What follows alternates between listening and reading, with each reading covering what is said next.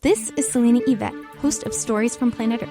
Thanks for listening to the following show on Public House Media.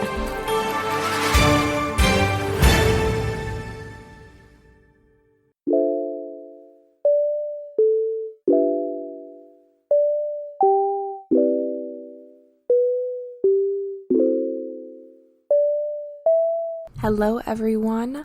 I am Kylie Thompson, the host of the Food for Thought podcast. Thank you so much for joining me for another week and another episode. Today's episode is sponsored by Coffee Over Cardio, a coffee brand for strong, independent women that are ready to take on the world with coffee in hand.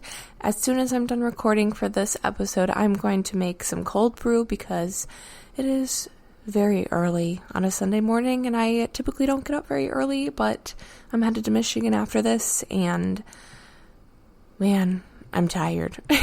So I need my Coffee Over Cardio. And if you guys want to try Coffee Over Cardio, head over to coffeeovercardio.com, and at the checkout, please use the coupon code 10KThompson, that is 10KTHOMPSON, for 10% off of your order. Thank you guys so much for listening. Now let's dive right in to episode 15 featuring Miss Duly Rose. All right, everyone. I have Duly Rose here with me today, all the way from New York. How are you? I'm good. Awesome. Well, why don't we just jump right into it and you tell the audience a little bit about yourself. It can be related to your recovery journey or not, just anything you want to add. Okay. I'm Duly. I'm 19, and wow. When people ask me about myself, suddenly my mind goes blank. Right. Yeah, I really like art and music. I think I want to study psychology and go into social work. Yeah, and I'm really passionate about social justice. Nice. Yeah. So you said you think you want to study social work. Are you in the process of applying to colleges, or what's going on? I actually had to kind of drop out of high school to seek treatment. Okay. And by the time I was done with treatment, it was at first I tried to go back to school, but Mm-hmm. It was the school that I had gone to private school, and we couldn't afford for me to go back there again. And so we looked into other places, and things got really complicated. And so now I'm working on getting my GED. Nice. And then I hope to go to college. Wonderful. Do you have your eye on anywhere in particular, or are you still not sure? Yeah, I'm looking into to Hunter, different CUNY schools. Yeah. Awesome. Why don't you just jump in and tell us a little bit about your recovery journey? What was your eating disorder like for you, and how have you worked on recovery? So I developed my eating disorder at a pretty young age, but I didn't really recognize it for what it was because of all the stereotypes out there. I always something that I used to look at were different, since I grew up in the social media age, Mm-hmm. I used to look on Instagram at these recovery oriented pages, but I would spend hours obsessing over their before and after photos, and I would look at the before photo and I was like, I don't look like that, so I can't get help. Mm-hmm. And so that was definitely a big impact. I felt like I didn't deserve recovery until I hit the same rock bottom that I saw online. Mm-hmm.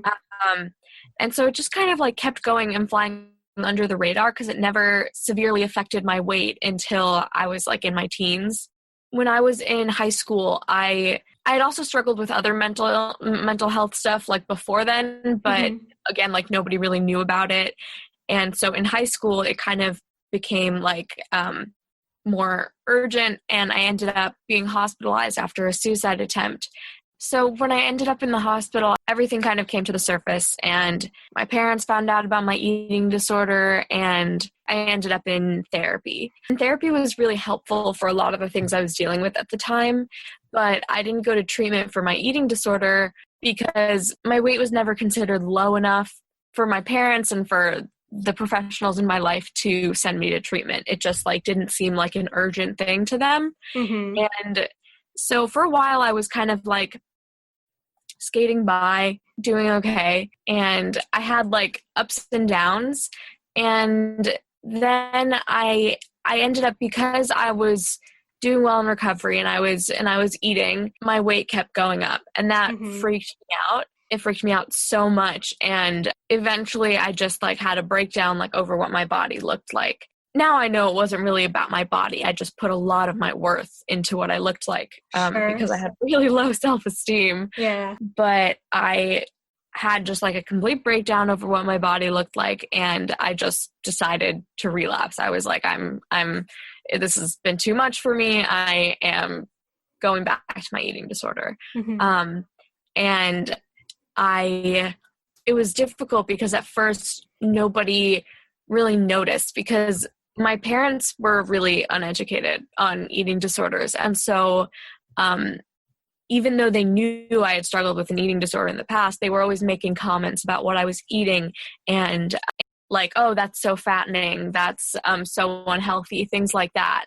And so then when I started relapsing, at first to them it just looked like, oh, like my mom was like, I'm so proud of you, like things like that, when I like lost weight, and they didn't know it was a relapse, because to them I was already like completely recovered and it was never going to happen again. Sure. And I think too, that's like, that resonates a lot with me, just because I was someone too that when I started my eating disorder, I was considered overweight. And so when I started losing weight, everyone was positively reinforcing me. Everyone was like, you look so good, you look so healthy, because we associate being thin with being healthy. And so then I don't know, that happened to me a lot in my ups and downs too. And then obviously when you start recovering from an eating disorder, you gain weight.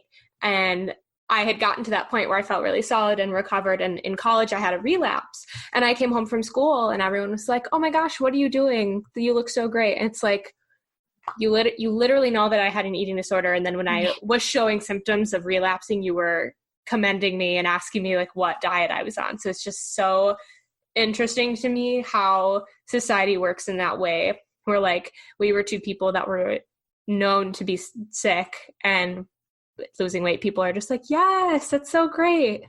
Yeah, it's like how quickly people forget, because of what's so ingrained. Yeah, I definitely got a lot of those comments like, oh, you look like you're thriving, you look so good, and like things like that. And it's just like, well.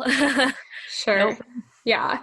And so you said that you had stopped going to high school in order to focus on your recovery. Does that mean that you were in inpatient treatment? My relapse kind of progressed. Like, I started in my senior year and I had all of these goals for myself to like be perfect in every single way, and like do well in school and just all and have the perfect body, like things like that. And it really ended in disaster, because in like, by the time, like I got so, my life became so consumed by my eating disorder and the disordered eating rituals that like, at first, like I told everyone I was leaving to like switch schools, and I just fully stopped going to school so I could focus on my eating disorder like full time, like all day, every day, because school was like a distraction from my eating disorder. And that blows my mind at this point, that like I don't know, like at this point I can see like it wasn't worth it. And that's a big thing. Like I tell other people, like it's not worth it what it's going to take from you. But in the moment, it really feels like that's the only thing you have. I stopped going to school and was just continuing to use disordered eating behaviors. And my parents were kind of like wanted me to go to school, but also like didn't know how to handle it. And eventually I started seeing a dietitian, and she referred me to the place I would go to treatment. And it got really tricky here because we had discussed it and we thought that like residential would be like the best step for me, like residential or inpatient. And when I had my intake at the program, it was over the phone and I talked to them.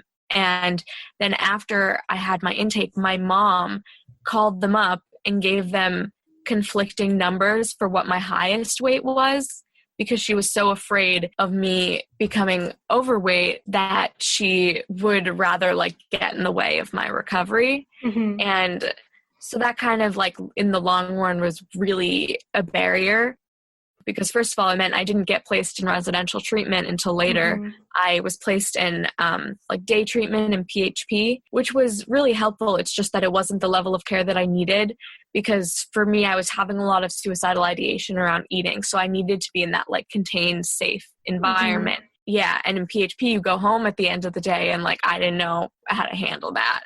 Yeah. And so eventually, after like a few weeks in like 5 weeks in PHP, they were like, okay, I think you should go to residential. And then I did go to residential, and it really did change my life. They messed up in a lot of ways because of the information my mom gave them. And they kind of, because it was an adolescent place, because I was 17 at the time. Mm-hmm. And they kind of took her word over mine when it came to the weight stuff. And so they put me on like maintenance meal plan when I was like still like way below where I needed to be. That was just like a really confusing time for me, because at the same time they're telling me to like trust my body, and they're telling me to like trust the process and like all of these things. And I was so confused, because I was like, I'm hungry after meal times. I'm still hungry. And I knew that my body wasn't supposed to stay where it was. Like if you lose a certain amount of weight in your eating disorder, you have to gain back like around like that amount, you know? Mm-hmm. I'm a big believer in that. And yeah, but when you're in residential treatment, it's so hard to speak up and be Mm-hmm. like, hey, I'm hungry, or like, hey, I think I need to gain more weight, because you don't want to gain weight in the first place. Right. And so it was very difficult, but they also the therapy was really good, and it was really helpful in me recognizing that there's more to me than my body. Like Mm-hmm. I had no self-worth up until I went to treatment. I just I put so much worth on my body because I didn't think I had anything else to offer the world.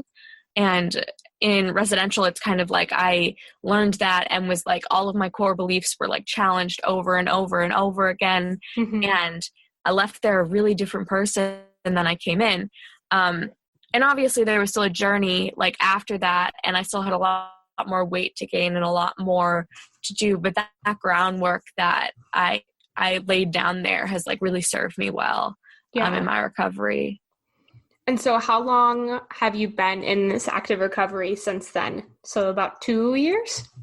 No, I was almost 18 at that time. So that was Okay. Last year in like 2019. I graduated and like left all of treatment in August. Okay. And yeah, since then I've been pretty solid.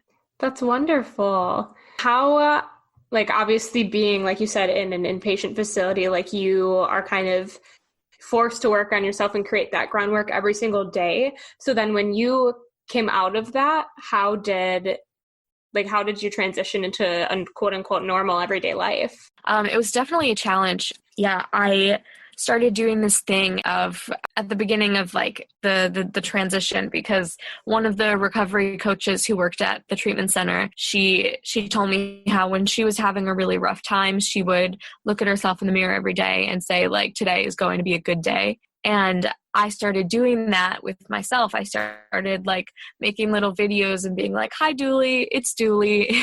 Today is Friday and today is going to be a good day. Today's not Friday, but whatever. That's really cute. Yeah. And just kind of trying to like lean into like all of, before residential, I was not like a positive person. And it was because like I had a lot of negative core beliefs about myself. Mm-hmm. And you can't really challenge these core beliefs if you don't have the correct tools to do so. And I didn't have that. So I don't blame my past self for being like a negative person.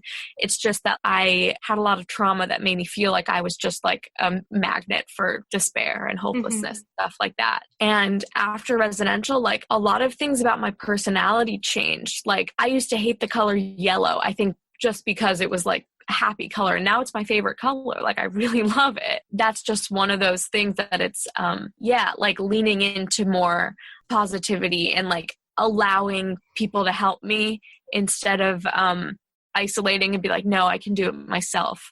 Yeah, like leaning into community and connecting to my values has been like really important, because I know that like I can't live a life according to my values if I'm in my eating disorder. Like my eating disorder, it limits the change I can make in the world. It limits the connection. Like I can't connect with other people because all I'm thinking about is food and my body. And yeah, it takes so much away from me. And I want to be able to help people, but I also want to have integrity and know that I am also helping myself. That was really beautiful. That like gave me little goosebumps. Wow. So kind of like walking right into this next question, how do you think, if it has at all, your path of, you know, social justice and things like that, how did your eating disorder have an effect in that? Like you deciding that that was something that you were passionate about? Yeah, I think I was always passionate about social justice, but like a huge like turning point in my recovery in like detaching my weight from my worth was learning about health at every size, learning about body liberation and fat positivity, because I always thought that like, oh, well, if I'm overweight or if I eat what I want, then like I'm bad and I'm unhealthy and I'm all of these things. And like unpacking those like false beliefs and learning about intuitive eating was so helpful for me.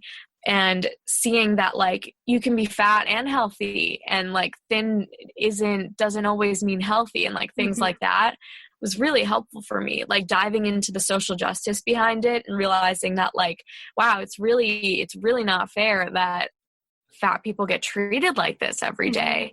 And I've only experienced like interpersonal weight stigma. I've never experienced it on a systemic level, and people in marginalized bodies experience that every day. And it's really want to be an ally and fight against. And I knew I couldn't do that if I was actively trying to shrink my body. Right. If you have the opportunity to in college, I highly encourage you to take women and gender studies classes, because I feel like that would be right up your alley. That was my minor in school. And like, that was something that I learned a lot about too. And it was something I didn't expect to at all. I had always considered myself to be like a feminist and stuff like that, but I didn't really know what that entailed until I took these classes. And I learned like how privileged like thin people are. It was something that I never really thought about as someone who had been all over the spectrum. Like I've been a size 24 and I've been a size 4, like I've been everywhere in between. And it's like just the way you're treated when you are a certain dress size or weight or whatever it may be. And then on top of that, I learned like, I always think about Lizzo and how she's, you know, a plus size Black woman, and how differently she's treated than a plus size white woman or a thin Black woman or things like that. It's just something that throughout my college career blew my mind repeatedly. Yeah. And two, I'm in a really cheesy book club, and we read, I'm actually sitting here next to it. We read all these books about body positivity and finding like, right now I'm reading one that's about like your body shame origin story. And it's written by, I have her right here, Sonia Renee Taylor. You'd probably love this book. And it's just like, I have to read it. Yes, reading about her experience of being a plus size Black woman in a world where that's really not accepted has been really cool for me too. I could go on a tangent, talk about that all day. I have like my original recovery mantra. Because at the beginning of recovery, I couldn't imagine recovering for myself, but I did look out at the world, and I knew that I wanted to change things about it. I knew I wanted to help people. And so the first quote that like really became my mantra was, "You can't change the world on an empty stomach." I really liked that a lot. Yeah. And at this point, I have more internal motivation, but that was always the thing that like got me started in the beginning. So if anyone out there like is having trouble finding motivation to start, just like look out at the world. Like you can't change it, you can't help it, you can't save it if you're in your eating disorder.